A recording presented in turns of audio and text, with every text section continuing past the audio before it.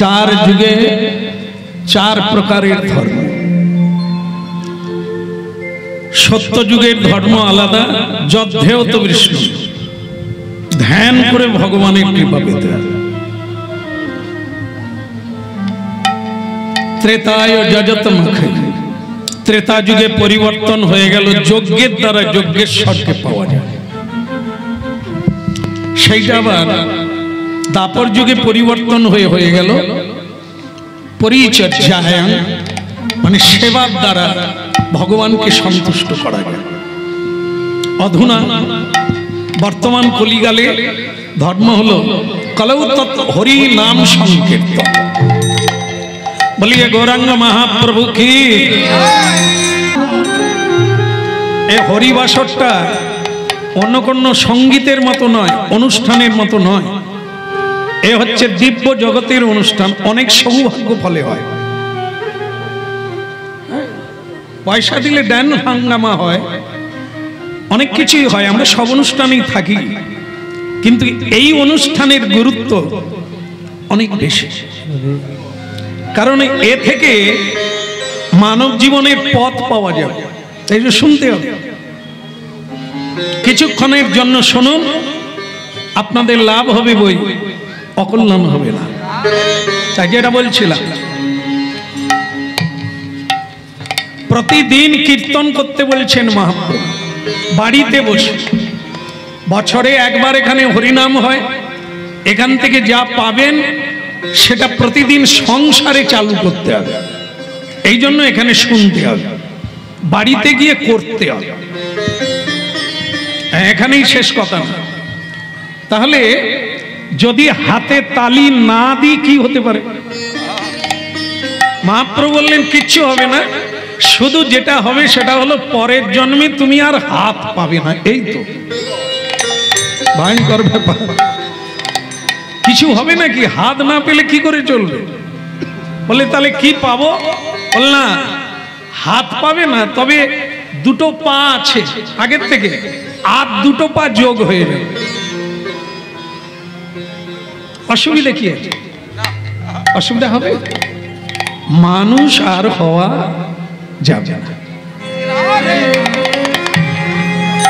মহাপ্রভু বলে কি দরকার, তুমি তো মানুষের কাজ করো না। জীব জন্তুকে চারটে পা দিয়েছে, দুটো হাত দেয়নি।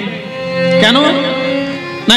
এদের দ্বারা সমাজের কোনো কাজ হবে না, দেশের কোনো কাজ হবে না, গুরু বৈষ্ণবের সেবা করবে না, মানুষের সেবা করবে না। যেটা মানুষ পারে সেটা পশু পারে না। কিন্তু দুর্ভাগ্যের বিষয়, মানুষ যদি কেউ পশুর সমান হয়, হাতে তালি দিল না, হাত দিয়ে মারপিট করলো, হাত দিয়ে অপরের ধন হরণ করলো, হাত দিয়ে অন্যায় কর্ম করলো, তাকে বিধাতা পরের জন্মে আর হাত দেবে না। এই জন্য আমরা চেষ্টা করি মহাপ্রভুর বাণী প্রচার করে। মহাপ্রভু বলছেন প্রতিদিন একটু হাতে তালি দিয়ে কীর্তন করো, প্রতিদিন মালা গাঁথো, গেঁথে ভগবানের গলায় দাও, প্রতিদিন একটু সেবা করো, গুরু বৈষ্ণবের সেবা করো, তাহলে পরের জন্মে আবার এই সুন্দর মানব তনুটা পাওয়া গেলেও যেতে পারে। তা ভক্তমণ্ডলী মায়েরা, কীর্তন শেষ হতে গেল, সাবধানে সময়ের লাভ তুলে নিতে হবে আপনাদের। এই আমাদের কথা বলেনি, এখানে উঠে গেছি মানে আমরা বন্ধ করব না, চলতে থাকবে আমাদের টাইম অনুযায়ী। কিন্তু আপনারা যে টাইম অনুসারে এলেন, কি পেলেন নিয়ে নিতে হবে। এই জন্য শুনতে হবে, খুব মন দিয়ে শুনে নেন কিছুক্ষণের জন্য। যেখানে যেমন সেখানে তেমন, যেদিন যেমন সেদিন তেমন। যখন আমরা রান্না করব, যদি মন দিয়ে করি তাহলে অনেকের মন জয় করা যাবে। যদি আমরা কর্ম করি তাহলে এমন ভাবে কর্ম করব মন দিয়ে, যে আমি অনেক রোজগার করতে পারি, ঠিক সেরকম হরিনাম শুনবেন তো মন দিয়ে শুনবেন, আপনি অনেক কিছু জানতে পারবেন। আতো বলিয়ে গৌরাঙ্গ মহাপ্রভু কি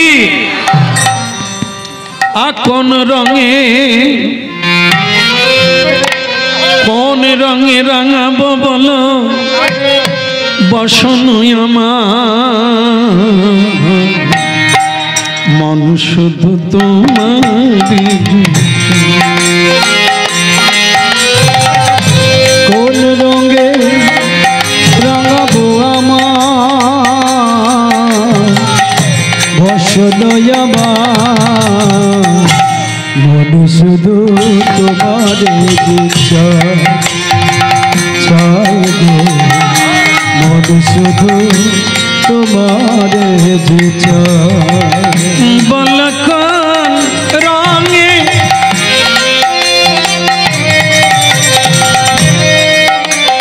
কোন রঙে কোন রঙে কোন রঙে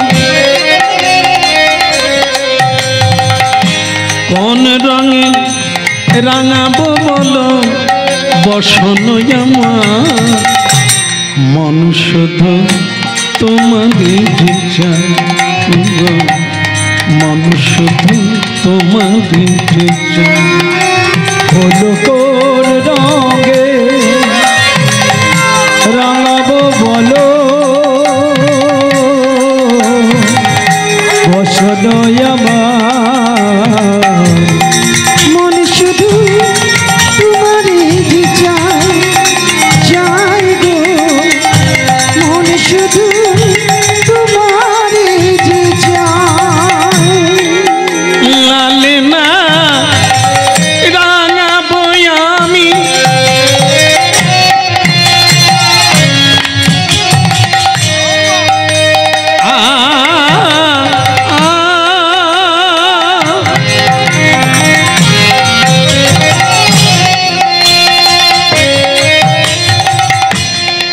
লাল না রাঙাবো আমি,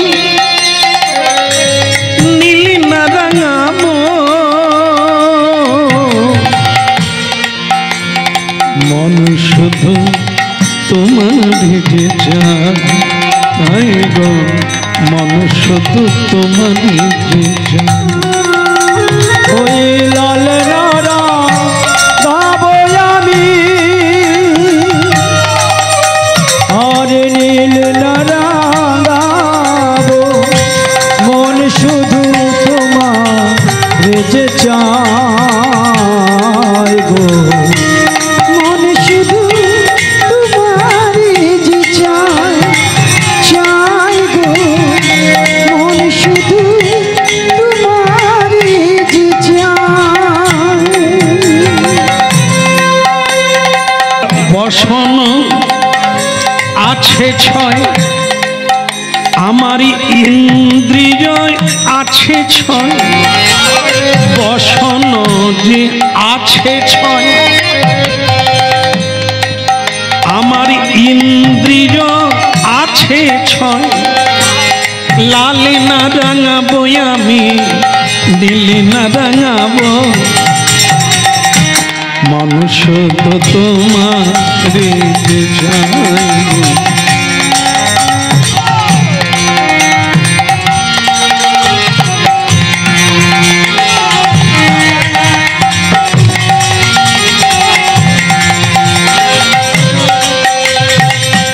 কোন রঙে কোন রঙে রাঙাবো বলো বসন আমার, মন শুধু তোমারে চায়, আমার মন শুধু তোমারে চায়। কোন রঙে রাঙাবো বলো বসন আমার, মন শুধু তোমার যে চায়,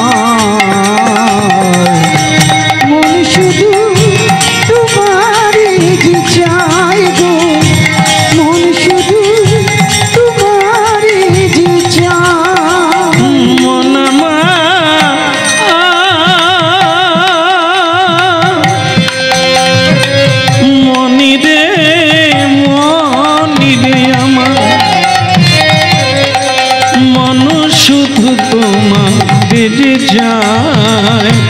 চায় গো মন শুধু তোমার চায় মন শুধু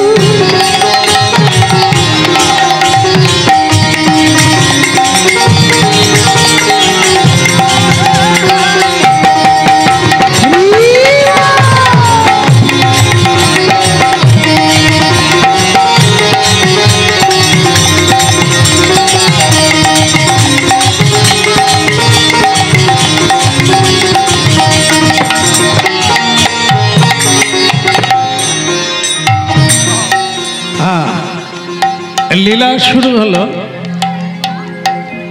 কাটামুন্ডি কৃষ্ণ নাম, মহাভারতের এক উজ্জ্বল দৃষ্টান্ত, ভক্ত সুধন্যা।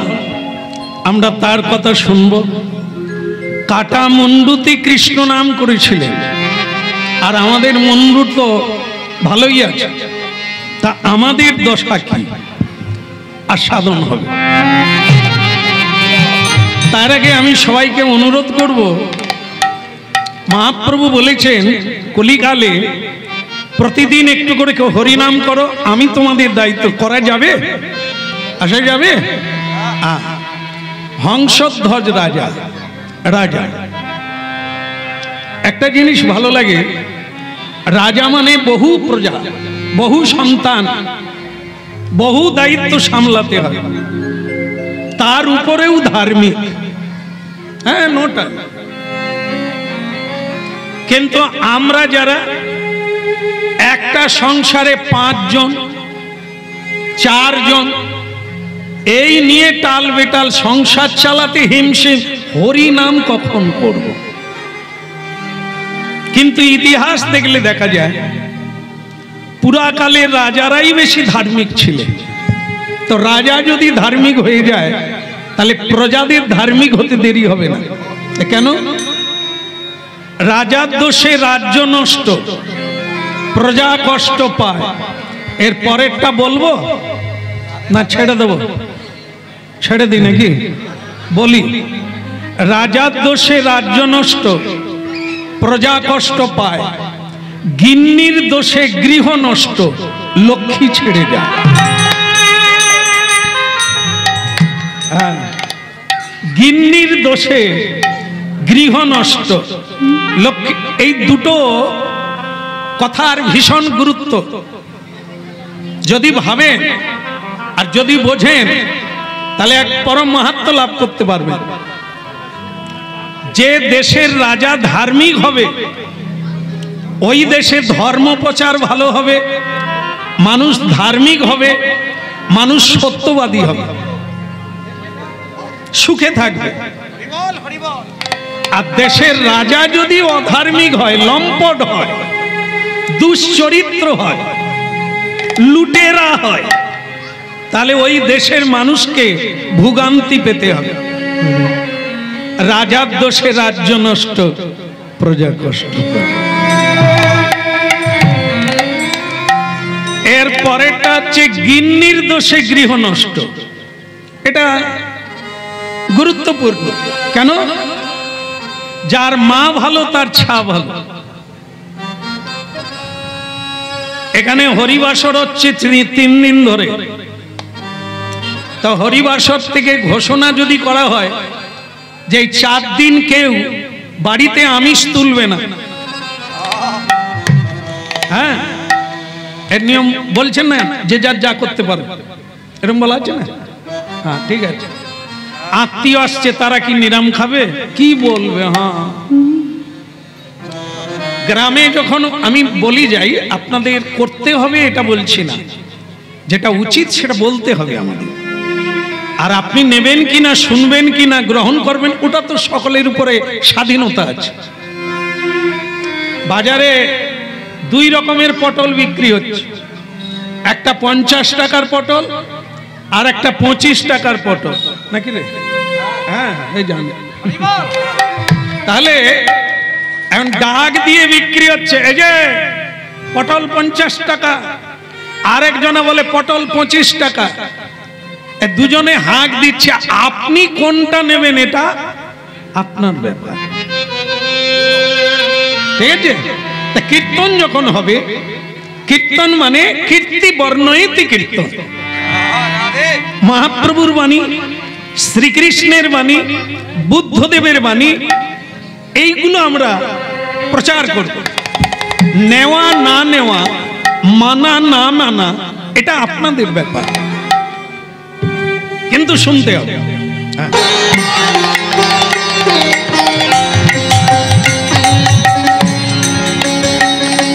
এটা খেয়াল রাখতে হবে।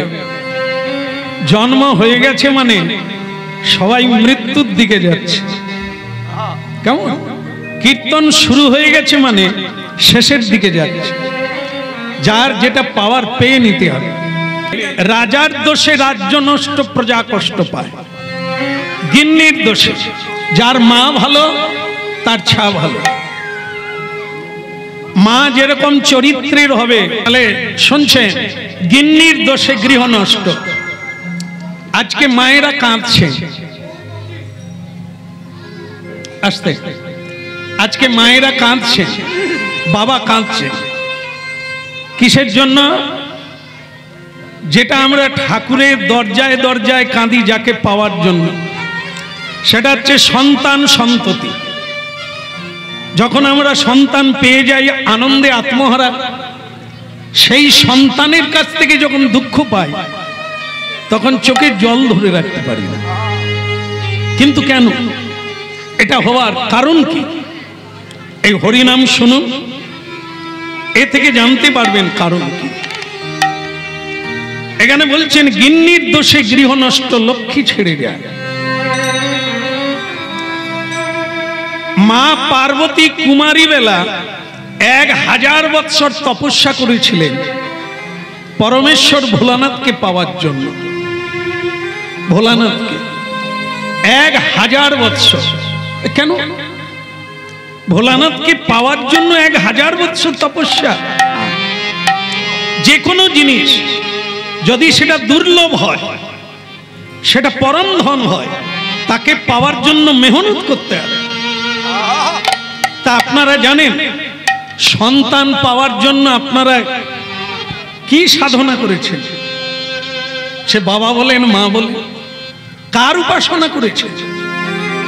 না, সন্তান গর্ভে ধারণ করে প্রসাদ পান না, সন্তান গর্ভে ধারণ করে সত্যি কথা বলেন না, সন্তান গর্ভে ধারণ করে আপনি দ্বন্দ্ব কলহ বন্ধ করেন না। কি পাবেন? আপনার নারীর সঙ্গে যোগ সন্তান, যেটা বাইরে এলে ছেদন করতে হয়, কেটে দিতে হয়। আপনি যা খাবেন সন্তান তাই পাবে। আপনার যেরকম প্রবৃত্তি, এই রক্তটা ওর ভেতরে যাবে। এইগুলো মাথায় রাখতে হবে। তাহলে আমি কেমন হব? হ্যাঁ, তাই ভক্তমণ্ডলী মায়েরা, এইগুলি যদি ঠিক হয় তাহলে দেশ তাড়াতাড়ি উন্নতি হবে। আমরা যদি সদাচারী হই, বিবেকানন্দজি বলছেন, যেদিন আমাদের দেশের মায়েরা সীতা চরিত্র পড়বে তবে গিয়ে পৃথিবী ধন্য হবে। সীতা চরিত্র, সীতা মানে কি? সোজা। সীতা মানে সরল, সীতা মানে সুন্দর, সীতা মানে সাদা। গীতায় বলেছে, হ্যাঁ, গীতায় বলেছে বর্ণ সংকর সন্তান। একজনাকে বিয়ে করেছেন আর একজনের ঔরসে সন্তান, একে বলা হয় বর্ণ সংকর। এই অবাঞ্ছিত সন্তান সমাজকে নষ্ট করে দেয়। তাই এই ভগবতী কথা, এই মহাপ্রভুর কথা শুনতে হবে। তবে যদি আগামী দিনে সুন্দর ফুল ফুটবে, সুন্দর ফল হবে, আমরা তা আস্বাদন করে জীবন ধারণ। বল কোন রঙে, কোন রঙে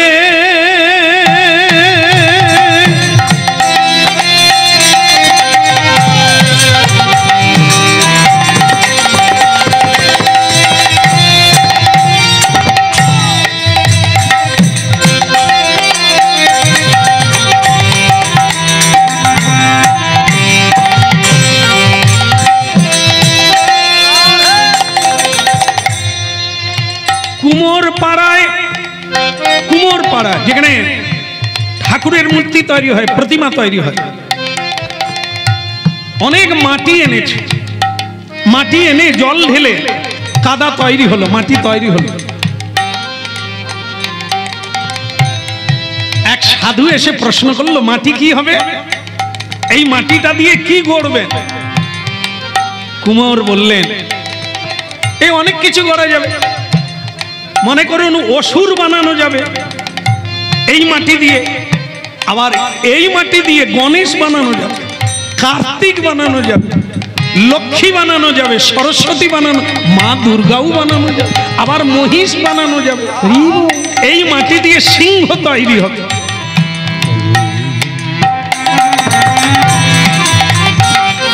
কি দাঁড়ালো? আমরা যখন ছেলে মেয়েরা ছোট থাকি, কাদা কাদা কাদার মতো নরম, যা বানাবেন তাই বেনে যাব। মাটি যদি পেকে যায় আর কিছু বানানো যাবে না। আস্তে আস্তে আস্তে, কাউকে বলবি না। কি হচ্ছে এটা? কি বাচ্চা ছেলে, 8 বছরের ছেলে, টিউশনি পড়তে গিয়ে রাস্তায় 500 টাকা কুড়িয়ে পেয়েছে। মা মা টাকা কোথায় পেলি? রাস্তায় একটা লোক যাচ্ছিল, তার পকেট থেকে পড়ে গেছে, আমি কুড়িয়ে দিচ্ছি। মা বলল, সকালবেলা ওই মা ওই ছেলেটাকে মেরেছিল, পড়তে যায় না বলে। এখন সেই ছেলেটা আসার সময় 500 টাকা কুড়িয়ে মায়ের হাতে তুলে দিল। মা কি শিক্ষা দিচ্ছেন দেখুন, যার মা ভালো তার ছা ভালো। মায়েরা শুনে রাখুন, লাভ দেবে, কালকে বলতে পারবে। মা বলছে, এই খোকা, তুই যে টাকাটা কুড়িয়েছিস কাউকে বলবি না, কেমন? কেউ যদি জিজ্ঞাসা করে টাকাটা কুড়িয়েছিস কিনা, তুই বলবি আমি জানি না। কি শিখালো মা ছেলেকে? কি শিখালো? এই মাই মারছিল পড়ে না বলে, তাকে পড়িয়ে লাভ কি? তুমি কি শিখালে? চোর হতে শিখালে, মিথ্যে কথা বলতে শিখালে।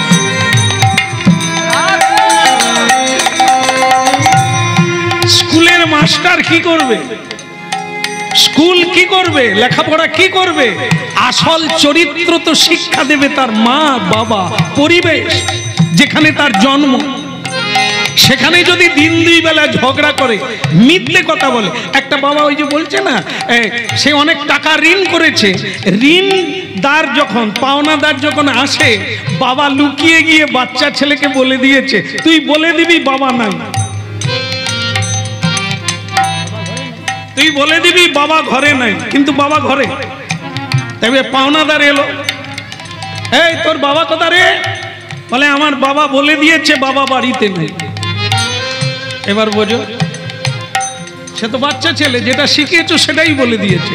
আমার বাবা বলে দিয়েছে, বলে দিবি বাবা বাড়িতে নেই। তাহলে আমার যেটা বলার সেটা মিলাবেন। আমরা কি শিক্ষা দিচ্ছি? লেখাপড়া করতে মারছি, নম্বর তুলতে বলছি, কিন্তু চরিত্রবান হতে বলছি না, শিক্ষা নিতে বলছি না। যেন তেন প্রকারে তোমাকে নম্বর বেশি তুলতে হবে, চরিত্র চুলোয় যাবে, তোমাকে মানুষ হতে হবে না। বিদ্যাসাগরের রচনা পড়ে নম্বর তোলো, বিদ্যাসাগর হতে হবে না। বিবেকানন্দের রচনাটা ভালো করে পড়ো, নম্বর পাবে, কিন্তু বিবেকানন্দ হতে যেও না।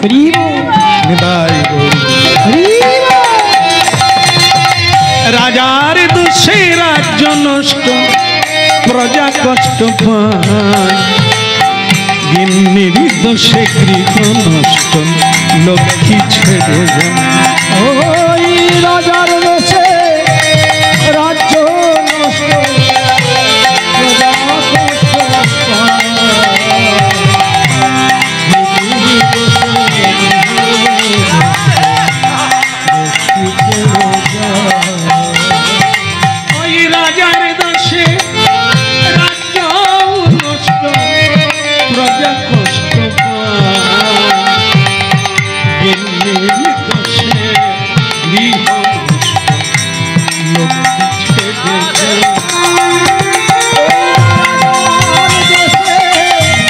রাজ্য নষ্ট, প্রজা কষ্ট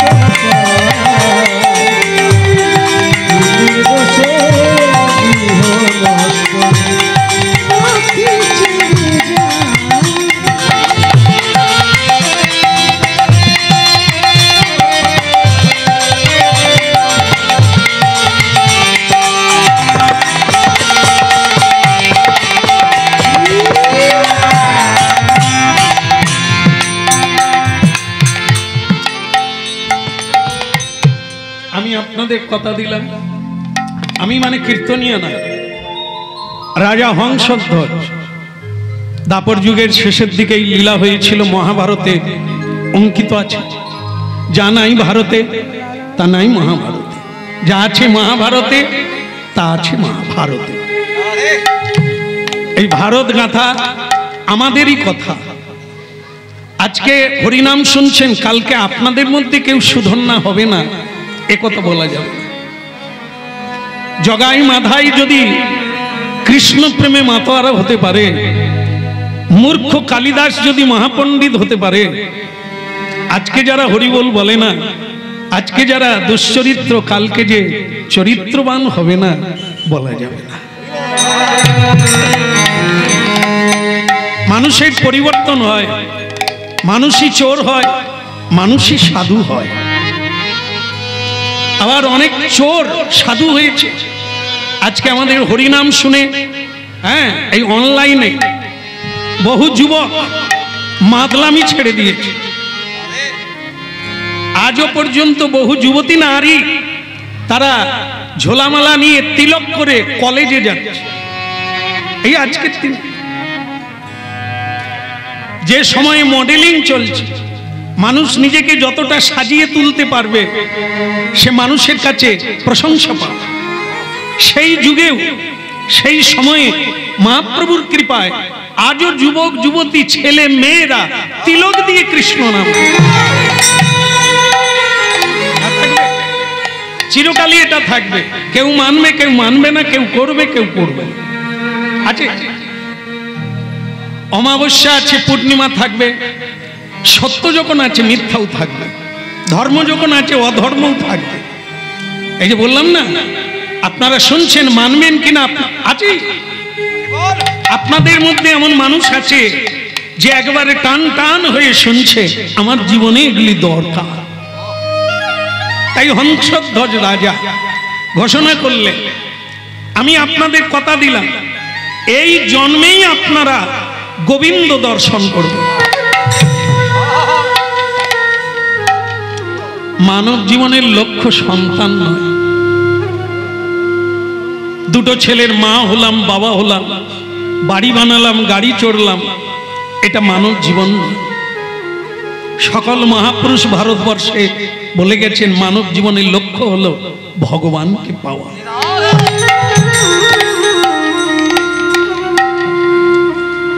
যা কিছু করবেন বা করেছে, একটা কানা করিও সঙ্গে যাবে না। শুধু আজকে যারা এখানে হরিনাম শুনতে এসে প্রণাম করে বসছেন, প্রণাম, একটা প্রণাম 10টা অশ্বমেধ যজ্ঞের ফল।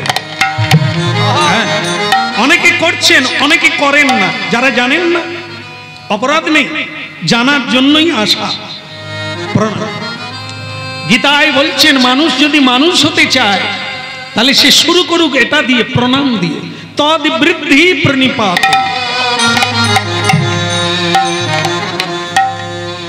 হ্যাঁ, যাদের জন্য সংসারে অশান্তি, তাড়াতাড়ি রেগে যান।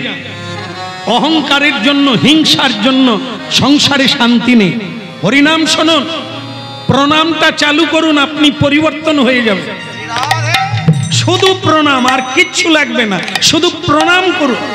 আপনার ক্রোধ কমে যাবে, আপনার অহংকার দূর হয়ে যাবে, আপনি হিংসা করতে পারবেন না।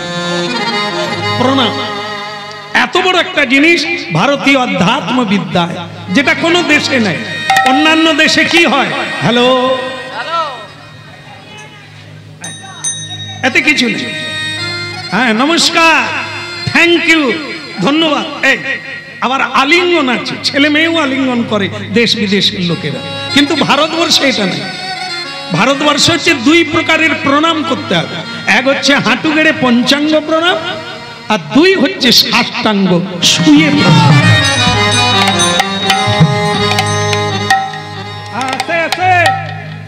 শোনা যাচ্ছে? আমি তো এদিকে ঘুরে আছি, এদিকে তো অসুবিধা নেই তো, মাঝে মাঝে আসবো। বলো রাধে রাধে। হ্যাঁ, দেখেন, আপনারা শুনলে অবাক হবেন, সব দেশের মানুষ এই দেশে আসতে চায়। কেন? ভারতবর্ষে যে শান্তিটা আছে এটা কোনো দেশে নেই। অন্যান্য দেশে প্রযুক্তি আছে, অর্থ আছে, কিন্তু শান্তি নাই। শান্তি কেবল ভারতবর্ষে। এই কারণে এখানে বারবার ভগবান আবির্ভূত হয়েছে। আর এখানে সাধু সন্তর দেশ, যেখানে প্রণাম করলে শান্তি পাবে। হ্যাঁ, এই জন্য শান্ত হন আপনারা। আপনাদের আমি কথাটা বলে দিই, আপনারা এই জন্মেই কৃষ্ণ দর্শন করবেন যদি আমার কথা শোনেন। কথাটা অন্য কিচ্ছু নয়। প্রতিদিন নিয়মে একটু দিনের বেলা কাজ করুন, রাত্রিবেলা সবাই মিলে আমার এই রাজপ্রাসাদের মন্দিরে আসুন, একসঙ্গে আমরা কীর্তন করব। এই কীর্তনের দ্বারাই এই জন্মেই মানব জীবন সার্থক হয়ে যাবে। কি আসবেন সবাই? সবাই করবেন হরিনাম নিতাই গৌর। খুব ভালো লাগবে। কেন বলছি জানেন? এই জন্মেই কৃষ্ণ দর্শন করবেন। কৃষ্ণ পৃথিবীতে 125 বৎসর ছিলেন। এটা যখনকার লীলা, তখন ভগবান প্রকট আছেন। এই জন্য বলা হচ্ছে এই জন্মেই আপনাদেরকে আমি দর্শন করিয়ে দেব। কি বিষয়ে দর্শন হবে না, উনি একটি যজ্ঞ করছেন, তার নাম হচ্ছে অশ্বমেধ যজ্ঞ। যুধিষ্ঠির মহারাজ, ভগবান কৃষ্ণ সেখানে আছেন। আর এই অশ্বমেধ যজ্ঞের অশ্ব ছেড়ে দেবে, যে ধরবে তার সঙ্গে যুদ্ধ হবে। অর্জুন তার পিছনে থাকবে। তার মানে কি, কান টানলে আপনারা কি টানাটানি করেন নাকি? এক কথায় ধরে নিলেন। হ্যাঁ, ঠিক বলেছেন, তবে তত্ত্বটা আলাদা। কান হচ্ছে ভগবানের প্রিয় ভক্ত, কান। আর মাথা হচ্ছে স্বয়ং ভগবান। ভক্তকে ধরলে ভগবান আসে। এই জন্য বলছেন ভগবান বলছে যে আমি সবাইকে জানিয়ে দিই, আমার পুজো করলে, আমার তপস্যা করলে সিদ্ধি হতেও পারো, আবার নাও হতে পারো। কিন্তু তোমরা যদি আমার ভক্তের পুজো করো, ভক্তের গুণগান গাও, তাহলে গ্যারেন্টি যুক্ত এই জন্মেই সিদ্ধি হবে। এই জন্য যেখানে যত বড় যজ্ঞ হোক, এই ভক্তের সেবার ব্যবস্থা রাখলে হরিনাম সংকীর্তন যজ্ঞ পূর্ণ হয়। দেখুন, প্রমাণ করি, মহাযজ্ঞ পূর্ণ হয় বৈষ্ণব সেবন। আপনারা একাদশী করেন, হ্যাঁ, অষ্টমী ব্রত করেন, যে যাই করেন, শেষে যদি বৈষ্ণব সেবা না দেন, ভক্ত সেবা, ব্রাহ্মণ সেবা না দেন, আপনার কিন্তু ব্রত পূর্ণ হবে না। এই মহাযজ্ঞের হ্যাঁ চরণ ধৌতের ব্যবস্থা রাখতে হয়। এই যারাই আসবেন তাদের চরণ ধৌতের ব্যবস্থা রাখতে, যেখানেই যজ্ঞ হবে, এটা প্রধান কাজ। কারণ কি, এই শুধু তিলক থাকলে আর কণ্ঠী মালা থাকলে বৈষ্ণব নয়। কে কি বেশে আসছে, এখানে ভোলানাথজি হরিবাসরে থাকে ছদ্মবেশে, দেবতারা আসেন, মহান বৈষ্ণব আচার্যগণ হরিবাসরে আসেন ছদ্মবেশে। যদি চরণ ধৌত করেন, তাহলে তাদের চরণ ধৌত করার সুযোগ আপনি প্রাপ্ত।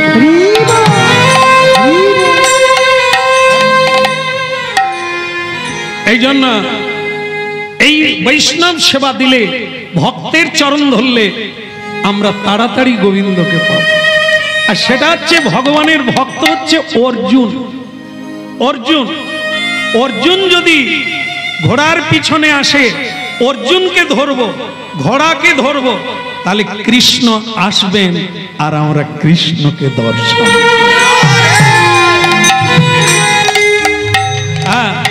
তাহলে কি, হরি হরি নম কৃষ্ণ যাদবায় নম, হরি হরি নম কৃষ্ণ যাদবায় নম। হরয়ে নম কৃষ্ণ যাদবায় নম। হরি হরে নম কৃষ্ণ যাদবায় নম।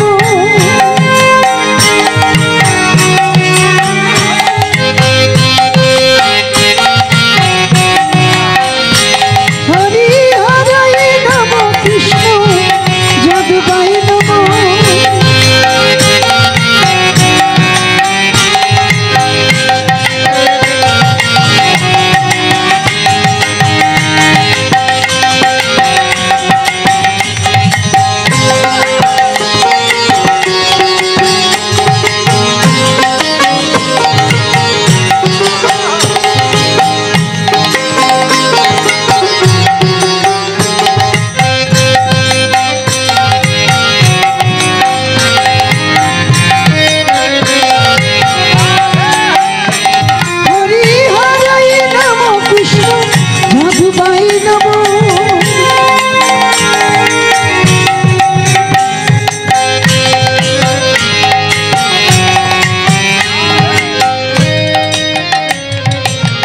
আমি তো খুব হৃষ্টপুষ্ট লোক নয়, এই জন্য হালকা করে দিই, আবার ভারী চাপিয়ে দিই। আশীর্বাদের মালা গ্রহণ করি কিছুক্ষণ, তারপরে রাখি। তো যাক, গ্রহণ করব, আপত্তি নেই, কিন্তু বেশিক্ষণ রাখতে পারি না। বলিয়ে গৌরাঙ্গ মহাপ্রভু কি, আমি কথা দিয়েছি কৃষ্ণ দেখাবো, আপনারা শুধু কীর্তন করলেই হবে। তবে মনে রাখবেন না যে কীর্তনিয়া দেখাবে বলছে না, রাজা হংসধ্বজ তার রাজ্যবাসীকে বললে হরি হরয়ে নম কৃষ্ণ যাদবায় নম। হরি হরে নম কৃষ্ণ যাদবায় নম। যাদবায় মাধবায় কেশবায় নম। বলো যাদবায় মাধবায় কেশবায় নম। যাদবায় মাধবায় কেশবায় নম। বলো যাদবায় মাধবায় কেশবায় নম। জয় জয় গোপাল গোবিন্দ রাম শ্রী মধুসূদন। গোপাল গোবিন্দ রাম শ্রী মধুসূদন। গোপাল গোবিন্দ রাম শ্রী মধুসূদন। জয় জয় গোপাল গোবিন্দ রাম শ্রী মধুসূদন। বলে গিরিধারী গোপীনাথ মদন মোহন। গিরিধারী গোপীনাথ মদন মোহন। আপনারা একটু বলুন তো দেখি কিরকম শোনায়। হরি হরয়ে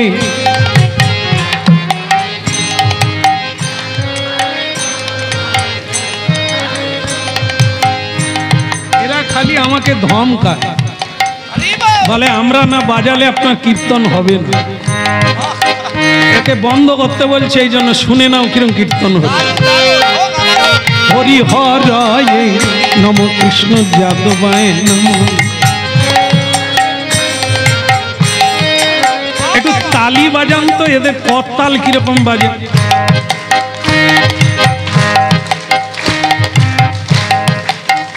শুনে নে বাবা, কোথা থেকে ফাটাফুটো করতাল এনে ঝ্যান ঝ্যান ঝ্যান ঝ্যান। হরি হরয়ে নম কৃষ্ণ যাদবায় নম। হরি হরে নম কৃষ্ণ যাদবায় নম। বলে যাদবায় মাধবায় কেশবায় নম। ওই না যাদবায় মাধবায় কেশবায় নম। গোপাল গোবিন্দ রাম শ্রী মধুসূদন। ওই গোপাল গোবিন্দ রাম শ্রী মধুসূদন। বলে গিরিধারী গোপীনাথ মদন মোহন। ওই গিরিধারী গোপীনাথ মদন মোহন।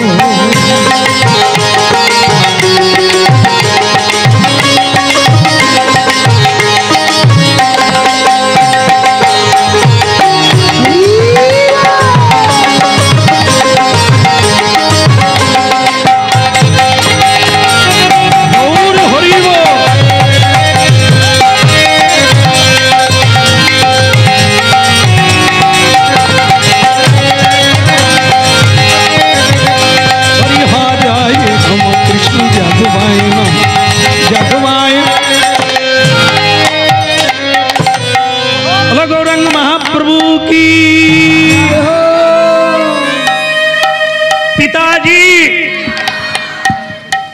খুব সুন্দর লাগলো। একটা শুভ খবর দি, অর্জুনের রথ মানে ঘোড়া ধরে ফেলেছে, অর্জুনের ঘোড়া ধরে ফেলেছে। তা অর্জুনের ঘোড়া যখন ধরেছি, এবার অর্জুন আসবে, আর অর্জুন যদি আসে ভগবান কৃষ্ণ আসবে। আর কৃষ্ণ আসা মানে যুদ্ধ করতে গিয়ে মরার আগে গোবিন্দ দর্শন হয়ে যায়।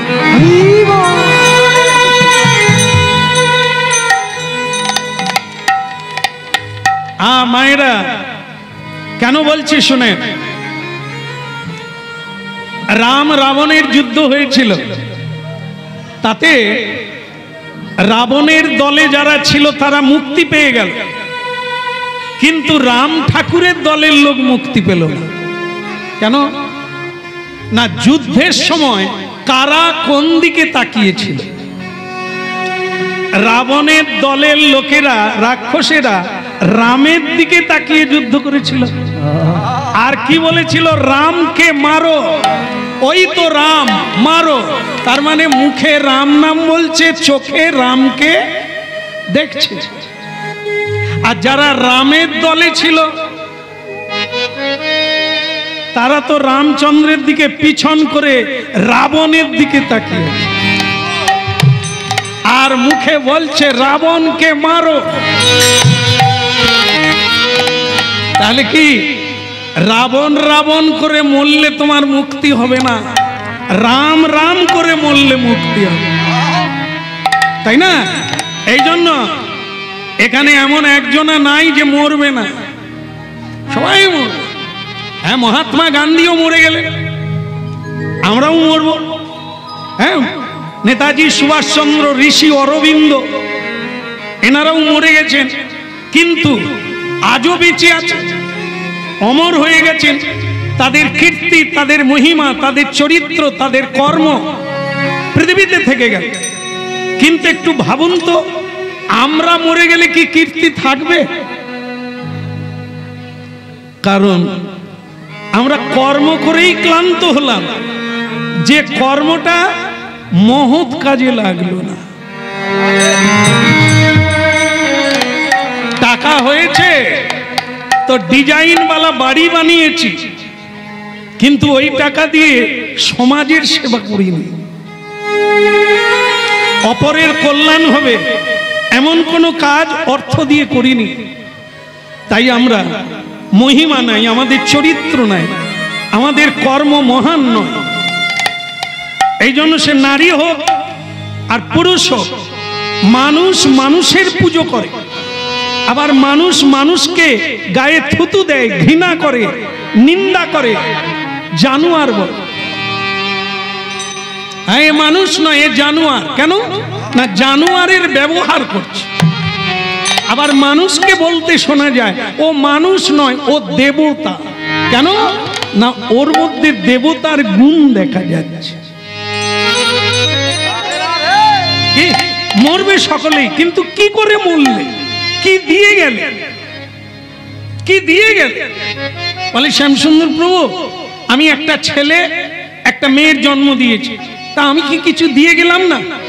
হ্যাঁ, ছেলেটার জন্ম দিলে সে একটা নেশারি, জুয়ারি, মাতাল, দুশ্চরিত্র, লম্প।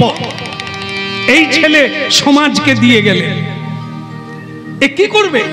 সমাজকে ধ্বংস করবে। আর একটা মেয়ের জন্ম দিয়েছেন, যেখানেই বিয়ে দিচ্ছেন ঝগড়া করে ঘর ভেঙে দিয়ে চলে আসছে। আপনি কি দিয়ে গেলেন পৃথিবীকে? মরে গেলেন, কিন্তু রেখে গেলেন কি? এই অসুরের বীজ রেখে গেলেন, রক্ত বীজ রেখে গেলেন। দুর্যোধন গান্ধারীর ছেলে, দুঃশাসন মায়ের কাপড় টানল। ভারত ইতিহাস, মহাভারত আজও কাপড় টানছে। আজও কত ছেলে কাপড় টানছে, মায়ের কাপড় টানছে, মাকে লগ্ন করছে, মাকে অপমান করছে। আজও কত দুঃশাসনের জন্ম দিচ্ছেন মায়েরা।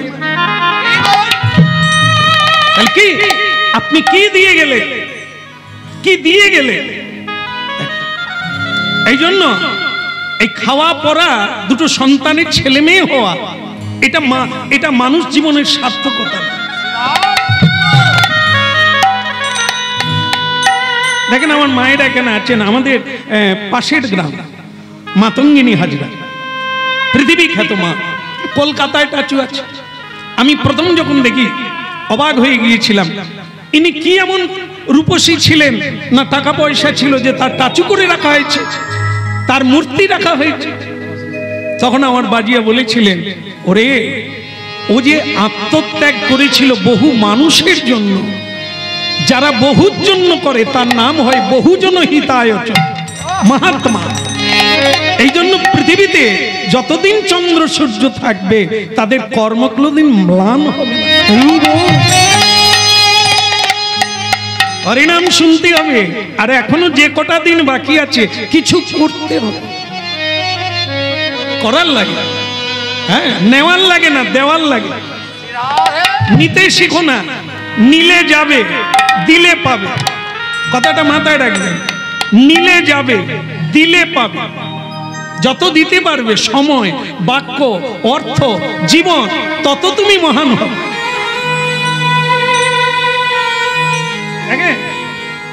মরে গেলে শ্রীগাল কুকুরেও খাবে, পোড়ালে ছাই হবে, আর তো কিছু নয়। কিন্তু এই দেহটা দিয়ে কত কি করা যায়, বহু মানুষের জীবনে অন্ধকার দূর করা যায়। তাই এই ভারতবর্ষ হলো কর্মে মহান আর ধর্মে মহান। আমি ধরেছি বাবা, ভক্ত সুদন্না সকালবেলা খবর দিলেন আমি অশ্ব ধরেছি, তাতে লেখা আছে যে যুদ্ধ করবে তাকে অর্জুনের সঙ্গে যুদ্ধ করতে, আর না হলে প্রণাম করে লিখে ঘোড়া ছেড়ে দাও, যদি সাহস থাকে অর্জুনের সঙ্গে যুদ্ধ করবে। ভক্ত সুদন্না বলে পৃথিবীতে অর্জুনের সঙ্গে কেউ পেরে ওঠে না, আমিও পারবো না, কিন্তু যার জন্য যুদ্ধ করব সেটা হচ্ছে কৃষ্ণকে দেখার জন্য। এমন একটা সংসার নাই যেখানে লড়াই নাই, যেখানে যুদ্ধ নাই।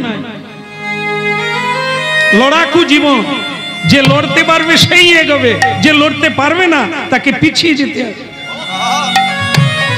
জীবন যুদ্ধ, এ আমরণ কাল চলবে, এ যুদ্ধে জয়লাভ হতে হবে। পিছিয়ে গেলে চলবে না, নিরাশ হলে চলবে না, ভেঙে পড়লে চলবে না।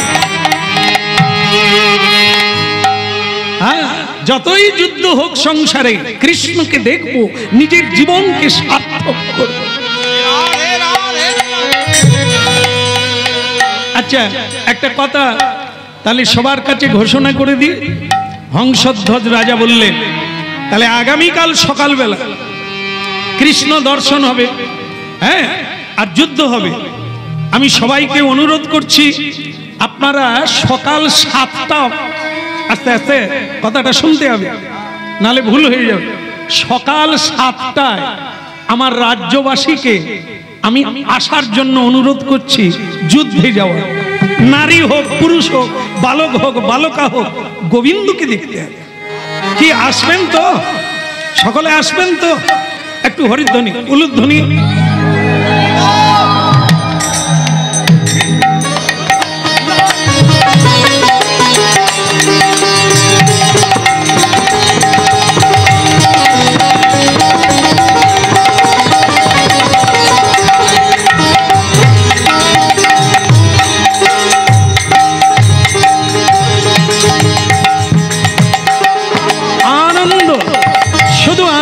চারিদিকে আনন্দ, গোবিন্দ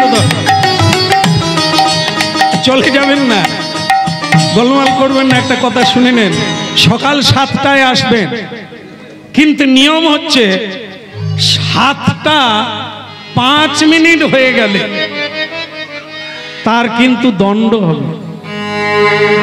টকবক টকবক করে তেল ফুটবে, তৈল ফুটবে, তাতে ঝাঁপ দিয়ে প্রাণ বিসর্জন করতে হবে। শোনা গেল?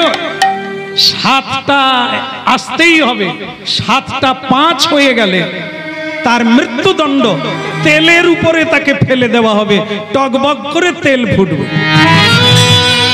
সকালে বলে বাবা রাত থেকে উঠে পড়বো, অত সকালে যাওয়ার দরকার নেই, কোথায় দেরি হয়ে যাবে, তারপরে কি তেলের কড়ায় পড়বো, দরকার কি আছে, সকাল সকাল পৌঁছে যাব। আর সকাল সকাল যেতেই হয়, জীবনের সকাল আর এই জগতের সকাল। জগতে বহুবার সকাল হয়, বহুবার রাত্রি হয়, কিন্তু আমাদের জীবনে একবারই সকাল হয়, একবারই সন্ধে হয়। মানব জীবনের সকাল হচ্ছে বাল্যকাল, একবারই আসে। মানব জীবনের দুপুর কাল হচ্ছে আমাদের যৌবন, মাঝখান। মানব জীবনের সন্ধ্যা কাল হচ্ছে বার্ধক্য, মৃত্যুকাল। এই তিনটে কাল আমরা একবার করে পাই। মানব জীবনের সকাল একবারই হবে, মানব জীবনের দুপুর একবারই আসে, মানব জীবনের সন্ধ্যা একবারই আসে। যারা পণ্ডিত, যারা চালাক, যারা তত্ত্ববাদী, যারা জ্ঞানী, তারা সকালেই কাজ সারে, বেরিয়ে পড়ে পথে সকালবেলা। জীবনের সকাল থেকে যদি হরিভজন না করে, সত্যের দিকে ধাবিত হয়, তাহলে সন্ধ্যের আগে, মানে জীবন শেষ হওয়ার আগে পৌঁছতে পারবে। তাই সূর্য ওঠার আগে উঠতে হবে। যে কোনো মানুষ যদি সূর্য ওঠার আগে ওঠে, 1 ঘন্টা আগে, তাকে বলা হয় ব্রহ্ম মুহূর্ত। আজকে মানুষের সবচাইতে টাকা খরচা হচ্ছে রোগে ভোগে। আপনারা করে দেখবেন, সূর্য ওঠার 1 ঘন্টা আগে উঠুন, আর সূর্যদেবকে প্রণাম করুন এক পায়ে দাঁড়িয়ে। এক পায়ে দাঁড়িয়ে, এক পায়ে দাঁড়িয়ে কেন না, সূর্যদেবের রথের চাকা একটা, একটা। এই জন্য মানুষ পূর্ব দিকে মুখ করে এক পায়ে দাঁড়িয়ে প্রণাম। এটি হচ্ছে সকালের শুরু। সূর্যদেব হচ্ছে স্বয়ং নারায়ণ। সূর্য ওঠার আগে উঠলে আপনার আয়ু বেড়ে যাবে, আপনার রোগ ব্যাধি দূরীভূত হবে, মন পবিত্র হবে, স্বচ্ছ হবে, স্নিগ্ধ হবে, আপনি সুন্দরভাবে চলতে পারবেন। এটি হচ্ছে আধ্যাত্ম জীবনের সকাল। প্রভাত সময় কালে সচিরাঙ্গিনা মাঝে কাঁধে গোটা নাচিয়া বেড়া। প্রভাত সময় কালে সচিরাঙ্গিনা মাঝে কাঁধে গোটা নাচিয়া বেড়া। প্রভাত সময় কালে সচিরাঙ্গিনার মাঝে কাঁধে গোটা নাচিয়া বেড়া। প্রভাত সময় কালে সচিরাঙ্গিনা মাঝে কাঁধে গোটা নাচিয়া বেড়া। ওই প্রভাত সময় কালে সচিরাঙ্গিনার মাঝে কাঁধে গোটা নাচিয়া বেড়া। একবারে জাগনি গো সচি মাতা, গৌরাইলা প্রেমে দাতা। জাগরি গো সচি মাতা, গৌরাইল প্রেম দাতা। ওগো জাগনি গো সচি মাতা, আমার গৌরাইলা প্রেম দাতা। ওই জাগরি গো সচি মাতা, গৌরাইল প্রেম দাতা। ঘদে ঘদে হরি নাম বিলায় রে। ওই ঘরে ঘরে হরি নাম বিলায় রে। প্রভাত সময় কালে সচিরাঙ্গিনার মাঝে কাঁধে গোড়া নাচি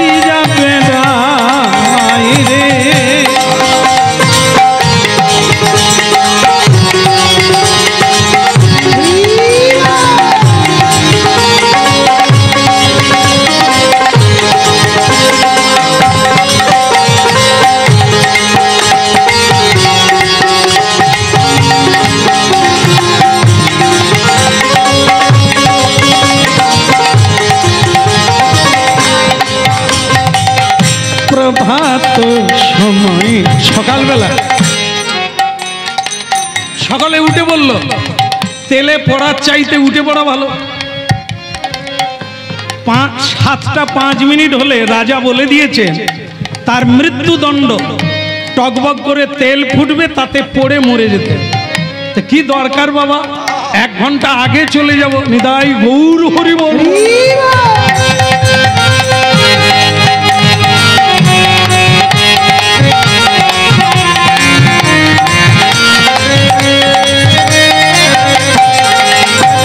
প্রভাত সময় কালে সচিরাঙ্গি নামতি কাটি গুড়া নাচিয়া বেড়াই রে। প্রভাত সময় কালে সচিরাঙ্গিদার বাজি তার গোরা নাচিয়া বেড়ায় রে। বলো রাধা দামোদর কি। এখন ভক্তমণ্ডলী মায়েরা, ওই রাজবাড়িতে একজন ব্রাহ্মণ আছে জানেন। এই ব্রাহ্মণ হলে কি হবে, পেটে হিংসা পাবে। তো সে একটু আবার খোড়া। সে তখন বলছে মহারাজ, এই যে 7টার পরে এলে তাকে তেলে পড়তে হবে। মনে করুন আপনার ছেলে যদি দেরি করে, তার বেলা কি হবে? রাজা বলে ছেলে হোক আর শ্বশুর হোক, আইন আইন, সবাইকে মানতে হবে। ঠিক আছে?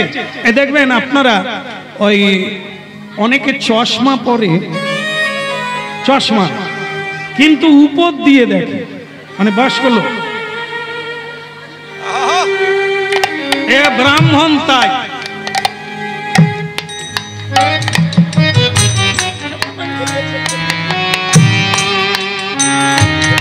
ওই উপর দিয়ে দেখছে।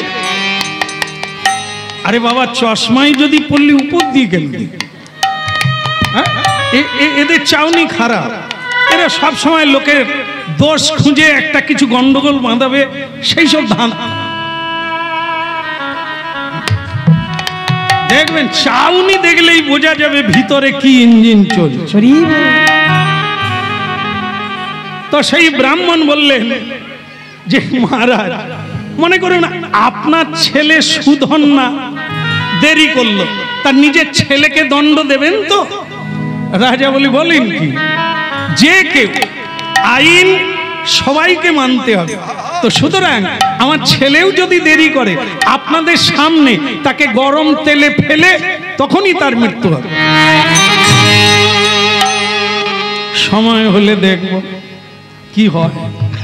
ও তোর ভাবেতে যদি সময় গেল, ডাকিবি তারে কবে। ও তোর ভাবেতে যদি সময় গেল, ডাকিবি তারে কবে। ভাবেতে যদি সময় গেল, ডাকিবি তারে কবে। ও তোর ভাবেতে যদি সময় গেল, ডাকিবি তারে কবে। ভাবেতে যদি সময় গেল, ডাকিবি তারে কবে। ও তোর ভাবেতে যদি সময় গেল, ডাকিবি তারে কবে। শুধু আমার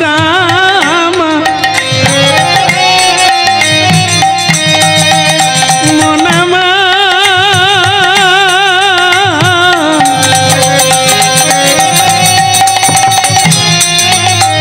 ওরে মনামা, মনামা,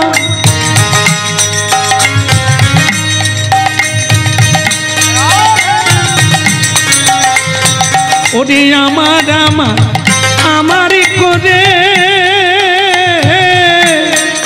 ও তুই কাটা ইলিকা। ভাবেতে যদি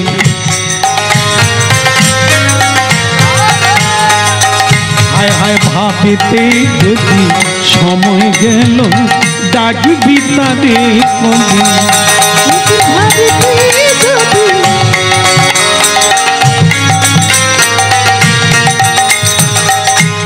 আশা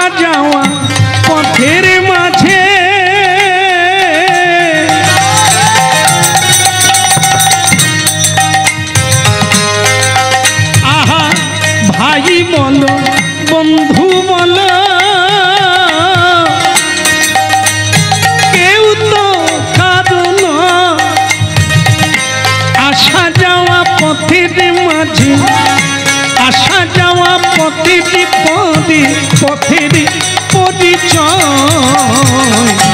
ভাবতে যদি সময় গেল ডাকিবি তাদের কবে ভাবিতে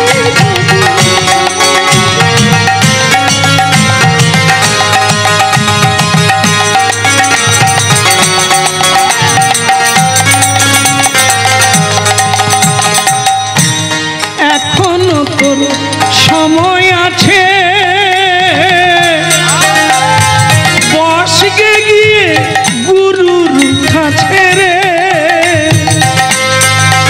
ওরে গুরু তোমার পথের পথি সঙ্গে করে নিয়ে যায় ভাবতে যদি সময় গেল ডাকিবি তাদের কবে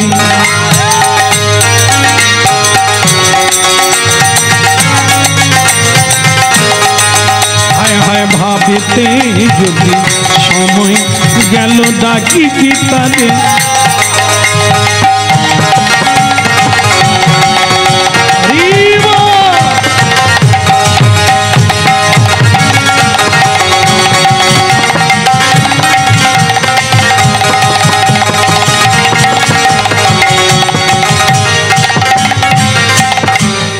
বলো গৌর গোপাল কি ওদিকের হলো কি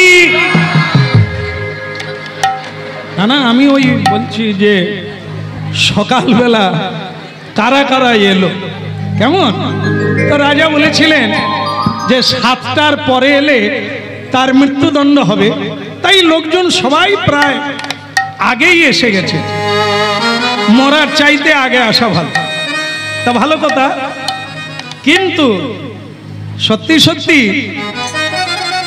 একজন আসেন হ্যাঁ তার নাম হচ্ছে ভক্ত সুধন্যা ওই আসতে পারল না দেরি হয়ে গেল কেন সকালবেলা ও প্রথমেই তৈরি হয়ে নিল যাওয়ার জন্য কিন্তু মনে পড়ে গেল যুদ্ধে যদি মরে যাই আর না ফিরে আসি মায়ের আশীর্বাদ তো হলো না তা মাকে একটু প্রণাম করে যায়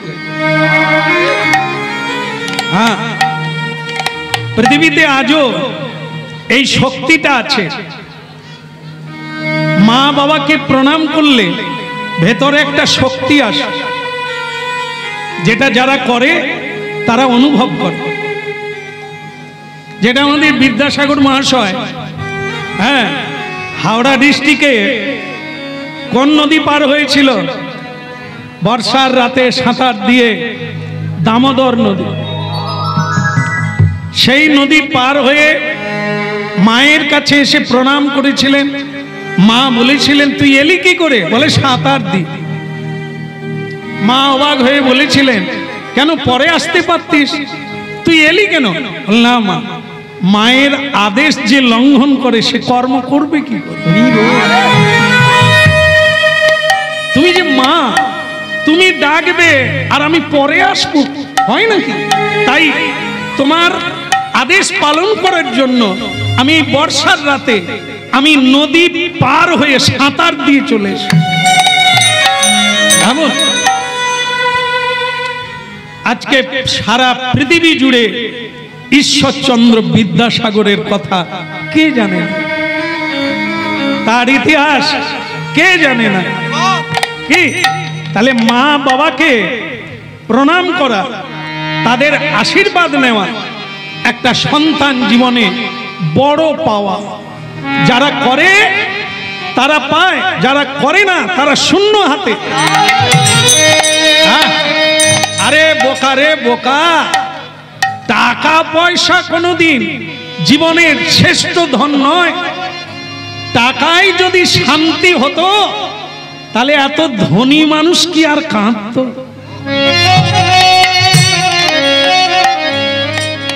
টাকায় যদি বাঁচতে পারত কেউ তাহলে কি ধনীরা মরে যেত তারাও মরে যাচ্ছে এই জন্য এতে না টাকায় গাড়ি হয় বাড়ি হয় খাবার কেনা যায় বিছানা কেনা যায় কিন্তু নিদ্রা কিনতে পাওয়া যায় না শান্তি কিনতে পাওয়া যায় না, আনন্দ কিনতে পাওয়া যায় না, এগুলো জীবনে আদায় করতে হয়। এই জন্য ভক্তমণ্ডলী মায়েরা এই সকালবেলা উঠে ভগবানের ভজন করা করলো, তারপর মাকে প্রণাম করার জন্য সুধন না, মা মা গো, আপনাদের বলি মনে পড়ে গেল, সেটা হচ্ছে এখন একটা প্রহসন বলা যায়। এই দুর্গা অষ্টমীতে একরকম বাড়ির সকলেই দুর্গা অষ্টমীতে অঞ্জলি দিতে যায় না, সবাই যায়, হ্যাঁ, ভালো জামা কাপড় পরে, হ্যাঁ, নিজেকে তুলে ধরার জন্য বহু লোকের সামনে অনেকেই যায়। কিন্তু ভক্তমণ্ডলী মায়েরা, বেলুড় মঠে আজও দুর্গা পূজা হয় না? হ্যাঁ, লাইভ প্রোগ্রাম দেখানো হয়, যেটা অন্য কোনো জায়গায় হয় না। বেলুড় মঠে, এই বেলুড় মঠের পূজা বিবেকানন্দ চালু করেছিলেন, কুমারী পূজা ওই বিবেকানন্দ করেছিলেন।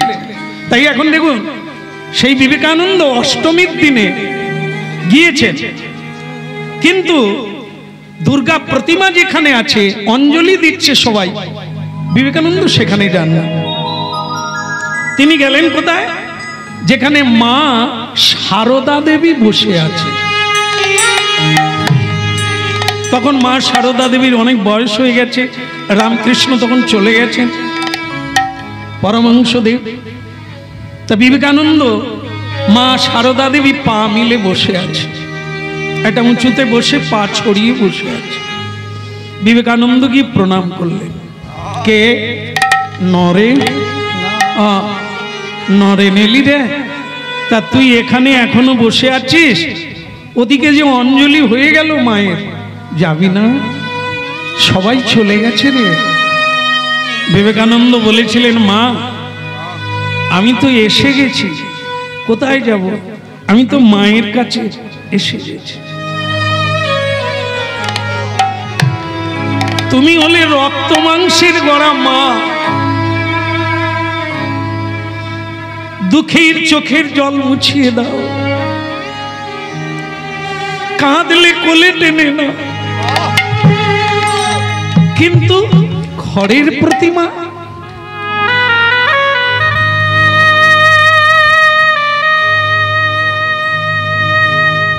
এই জন্য গান আছে না, খড়ের প্রতিমা পুজিস রে তোরা,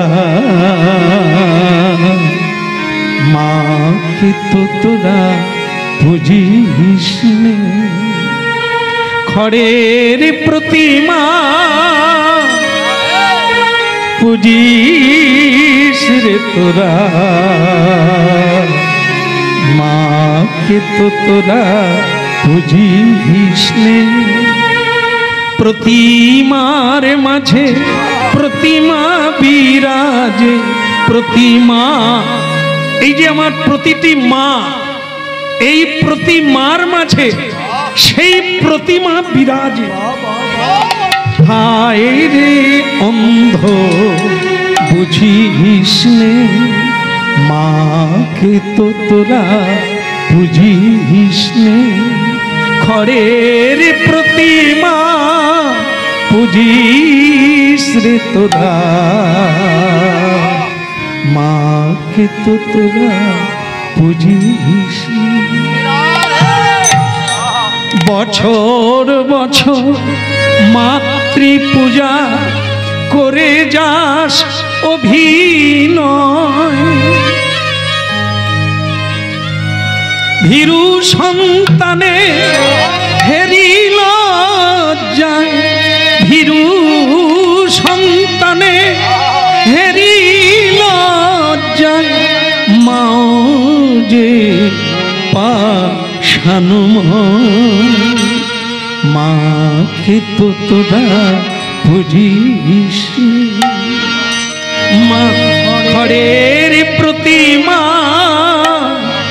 দেখো কালী পুজো হলে, দুর্গা পুজো হলে এ গান তো বাজবেই।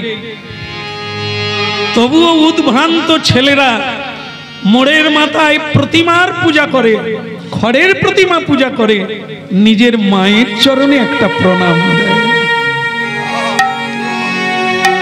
গান বেজেই যায়, এখন তো ডিজে বাজায়, গান শোনা যায় না, শুধু বাজনা বাজে। কিন্তু গান তো নয়, জ্ঞান। কার পুজো করবি চাঁদা তুলে? আসল মা তো তোকে জন্ম দিয়েছে, সেই মায়ের চরণে মাথা নিচু করলে ওই মা যদি একবার তোর মাথায় হাত দেয়, ত্রিভুবনকে জয় করে নিবি। মাকে তো তোরা বুঝিস নে, খড়ের প্রতিমা বুঝিস তোরা, মাকে তো তোরা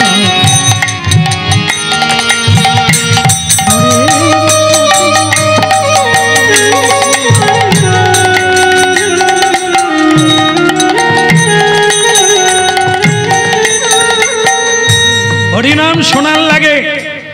যিনি হরিনামের পিতা তিনি হচ্ছে গৌরাঙ্গ মহাপ্রভু নিমাই। না, মা কি কোনোদিন অবজ্ঞা করেন? মা কি কোনোদিন অবজ্ঞা করেন? অনেকে বলেন তবে সন্ন্যাস নিলেন কেন? বলেছিলেন সচিমাকে যে আপনি যদি বলেন আমি সব খুলে দেব, তোমার কোলে ফিরে যাব, বলো আমি করব। মা বলেছিলেন না, একটা মায়ের জন্য ধর্ম ত্যাগ করবি না, তাহলে পৃথিবীর মানুষ ধর্ম ভুলে যাবে।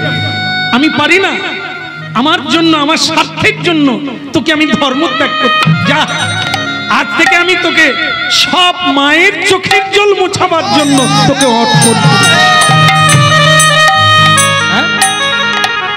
প্রতিমার মাঝে প্রতিমা বিরাজে, প্রতিমার মাঝে প্রতিমা বিরাজে, হায় রে অন্ধ বুঝিস মাকে তো তোরা বুঝিস, খড়ের প্রতিমা বুঝিস রে তোরা।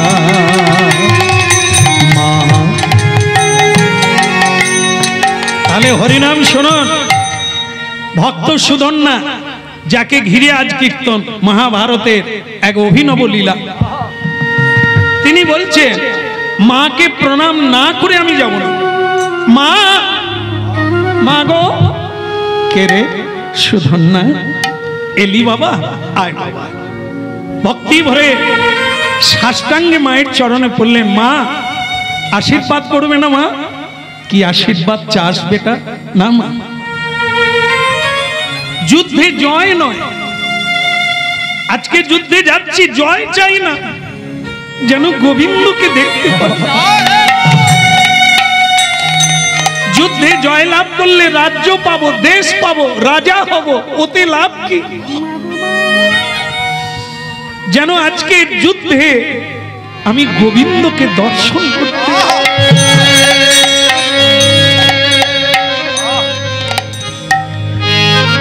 আমার পুরো আশীর্বাদ থাকলো রে বাবা, তোর হবেই হবেই। মা তোমার কষ্ট হচ্ছে না? আমি যদি আজকের যুদ্ধে আর বাড়ি না আসি, আমি জানি, আমি জানি বাবা, তাই তো আমি ঠাকুর মন্দিরে বসে আছি। তুই আজ আর ফিরবি না, আমি জানি। কারণ দেবতারাও অর্জুনের সঙ্গে যুদ্ধে পারে না, তুই কি করে পারবি বাবা? আমি জানি তোর আজ শেষ যুদ্ধ, তুই আসবি না। বলে মা, তাহলে তোমার কষ্ট হচ্ছে না? না।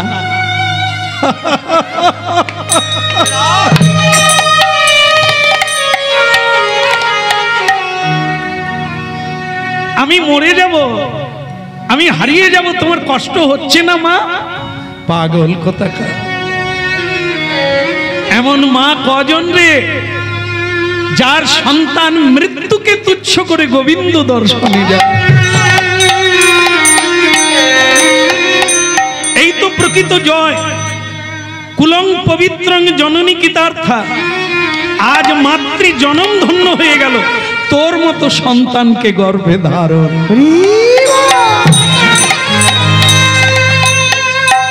ধন্য মা হতে গেলে এমন ছেলের মা হতে হবে, কুল পবিত্র হবে, গর্ভ ধন্য হবে, পৃথিবী ধন্য হবে।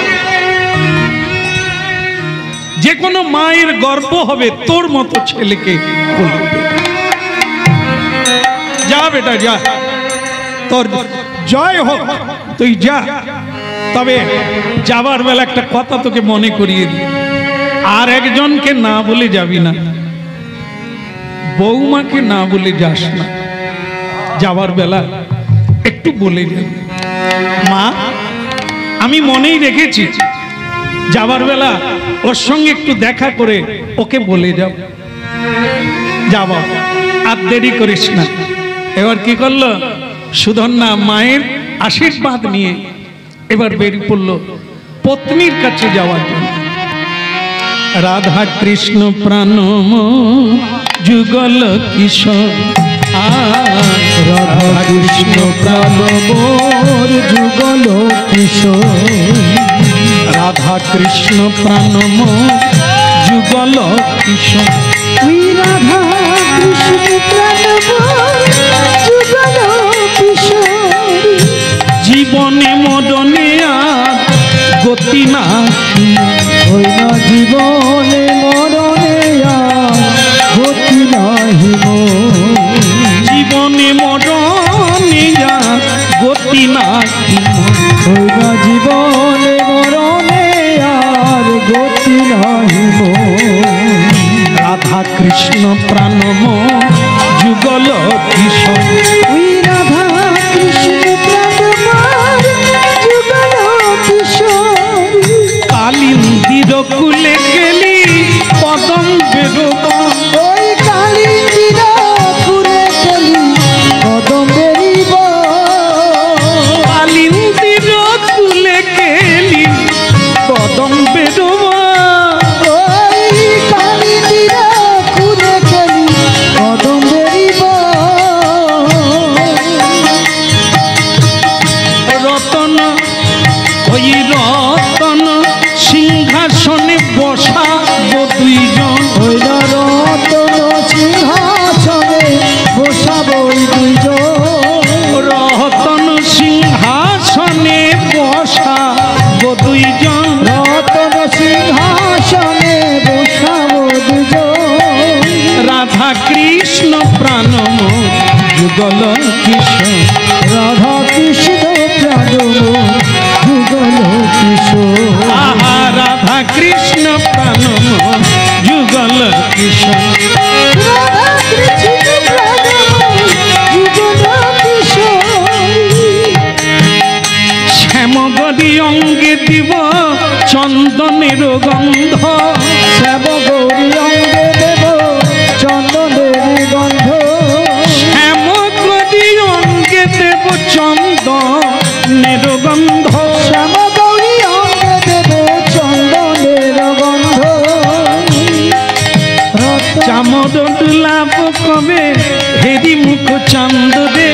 চামর ডুলাব কবে হেরি মুখ চান্দ দে।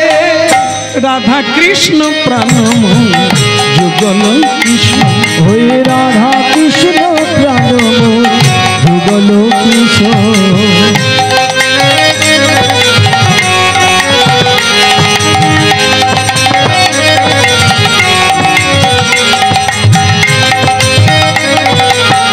নিতাই গৌর হরিব।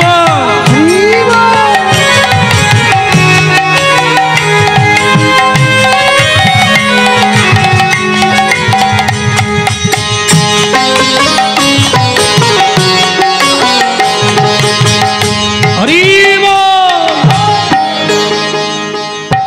ভগবতী, ভগবতী কে? ও তুমি এসে গেছো? এসো। এসে গেছো মানে আমি তোমার কাছে বিদায় নিতে এসেছি। ও আমি জানি। জানি মানে তুমি জানো আজ আমি কোথায় যাচ্ছি? জানো না? সারা দেশের লোক জানে, আমি জানবো না? তুমি যুদ্ধে যাচ্ছ, তা তোমার মন খারাপ করছে না? কেন মন খারাপ করবে? এখানে যত মেয়েরা আছে, হ্যাঁ যত মেয়েরা আছে, ও আমি সবার চাইতে ভাগ্যবতী। কেন? তুমি আমার স্বামী, যে গোবিন্দ দর্শনে যাচ্ছে, তো তার পত্নীর গর্ব হবে না? আমি তোমার জন্য মালা গেঁথে রেখেছি, ঠাকুরের প্রসাদী মালা, তোমাকে পরিয়ে দেব। চলো,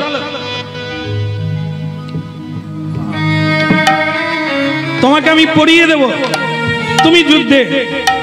বলে আমি যদি রাধে রাধে বলুন, হরে কৃষ্ণ, তোমাকে বলতে হবে না, তোমরা তো বলে বলে পেকে গেছো। সকলেই বলো হরে কৃষ্ণ, হরে কৃষ্ণ, হরে কৃষ্ণ। মা বলছেন না? বলছেন? কাছে আছি, শুনতে পাই। কৃষ্ণ কৃষ্ণ কৃষ্ণ কৃষ্ণ, হরে হরে হরে হরে, হরে রাম হরে রাম, হরে রাম হরে রাম, রাম রাম রাম রাম, হরে হরে। হরে হরে। হ্যাঁ, যারা বলে নিলেন তারা তো কেটে গেলেন, মানে হয়ে গেল। যারা বললো না ওরা থেকে গেল। পরের বছর আবার হরিনাম হলে বলবে, তবে মুক্তি পাবে। এখন কথা হচ্ছে কি জানেন, এক বুড়িমা, আগে তেল মারা হতো মেশিনে নয়, ওই কিসে, গরু গরু গরু গরু দিয়ে তেল মারতো। বুড়িমা ছেলেদেরকে মানুষ করেছে, আর বুড়িমার মৃত্যুকাল এসে গেছে। ছেলেরা বলছে, মা সব কথা টথা বাদ দিয়ে তুমি হরিবোল বলো তো শেষকালে, আর অন্য কথা বলো না। সে মা সারা জীবন তো হরিবোল বলেনি। সে ওরা যখন বলল, মা তুমি হরিবোল বলো, সে বুড়িমা বলে, মরে যাওয়ার আগে তোদেরকে একটা কথা বলে যায়, বিনা পয়সায় কাউকে এক ফোঁটাও তেল দিবি না। বলে, মা মৃত্যুকালে ওসব বাদ দাও, ওসব আমরা ঠিক করে নেব, তুমি হরিবোল বলে নাও না। আরে বুকে ব্যথা, আমি হরি বলবো কি করে? তোদেরকে বলে যাই তোরা বিনা পয়সায় কাউকে তেল দিবি না। মানে বুকে ব্যথা, এতগুলো কথা বলছে, হরি বল। আরে বাবা, হরি বল বলা যদি এত সোজা হতো, তাহলে রত্নাকর কেন রাম নাম বলতে পারছিলেন না? মহাপাপী তো, অন্যায়, অত্যাচার, ব্যভিচার, অনাচার, এগুলো করলে কি তার জিহ্বায় কৃষ্ণ নাম আসবে? সব আসবে, হরিবোল বলতে পারবে। এই জন্য তাকে নারদ ঋষি ব্রহ্মা বলেছিলেন, তুমি মোরা গাছ দেখতে পাচ্ছ? বলে হ্যাঁ। বলে ওটা কি? বলে মোরা গাছ। বলে গাছ বাদ দিয়ে দাও, শুধু মোরা বল। ওই শেষকালে বিকল্প রাস্তা, হ্যাঁ, মোরা মোরা মোরা মোরা মোরা মোরা রাম রাম। দেখলেন তো, পাপীর জিহ্বায় হরিনাম উচ্চারণ হয় না। এই জন্য এ বুড়ি বুকে ব্যথা, এত কথা বলছে, হরি বলবো। এই জন্য আমাদের অভ্যাস করতে হবে, নাহলে ঠকে যেতে হবে। কেন বলুন তো? সকলের নামে জাবদা খাতা আছে, কে কি করছি সব লেখা চলছে। এখানে টুক করে বলো হরি। এইবার দেহ নিয়ে ছেলে মেয়েরা শ্মশানে যাবি কি খালে ফেলাবি, এরা যা করে করুক। ইনি তো চলে গেলেন জমের দুয়ারে। জম বলে, চিত্রগুপ্ত খাতা খোলো, বুড়িমা কি করেছে দেখো। বলে বুড়িমা সারা জীবন কিচ্ছু করে না, শুধু ছেলে মেয়েকে গালাগালি করছে, মানুষ করেছে, রোজগার করেছে, ঘুঁটে বিক্রি করেছে, কিন্তু হরিবল কোনোদিন। এবার বলুন তো কি হবে? ছেলে মেয়ে মানুষ করলে কি তুমি মুক্তি পাবে? সৎ কাজ করতে হবে, দান ধ্যান করতে হবে, ধ্যান করতে হবে, যোগ করতে হবে, তপস্যা করতে হবে, তবে তোমার মুক্তি হবে। এত সোজা না। হ্যাঁ, বলো রাধা মাধব কি, ওদিকের হলো কি? না, ওই স্ত্রীর কথা বলছে। আপনারা খুব ভালো জয় দিলেন, খুব ভালো লাগলো। তবে ভগবতী, ভগবতী বলছে, আমার গর্ব যে তুমি আমার স্বামী। বলে আমি যে মরে যাব, দূর, মরে যাবে বলে লোকে কাঁদে। যারা কাঁদে গীতায় কি বলছেন? গীতায় বলছেন তারা মূর্খ। কেউ মরে গেলে কাঁদে, মরার জন্য কাঁদে। এ দুটোই মূর্খ। ধীরস্তত্র ন মুহ্যতি।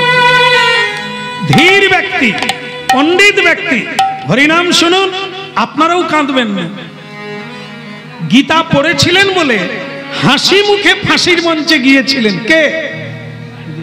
ক্ষুদিরাম।